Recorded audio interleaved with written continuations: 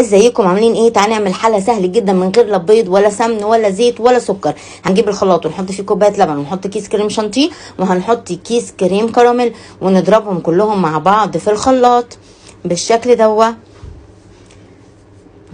بس هنضربهم وبعد كده هنجيب بسكوت اوريو ونكون مجهزين كوبايه لبن ونسقط فيها البسكوت الاوريو ونرص اول طبقه.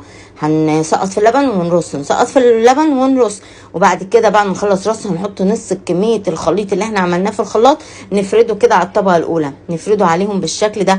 بعد كده بنجيب اي بسكوت ساده، اي بسكوت نوع عندك، وهتحطيه في اللبن، تسقطي وترصي، تسقطي وترصي لحد ما تعملي الطبقه الثالثه. بس بعد ما خلصنا رص بسكوت ساده هنحط في الخلاط 3 معالق كاكاو خام عشان نعمل الشوكليت اللي هنحطها على الصينيه من فوق، ونضربهم في الخلاط مع بعض. وبعد كده بنضيف الشوكليت على الطبقه على الصينيه بالشكل ده ونفردها كلها. وبعد كده هنكون مجهزين اوريو ونكسره ونرشه على وش الصينيه.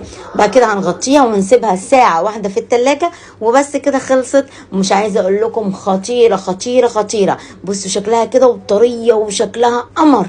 بصوا بصوا بصوا يا جماعه، والطبقات فيها بصوا طعمها تحفه.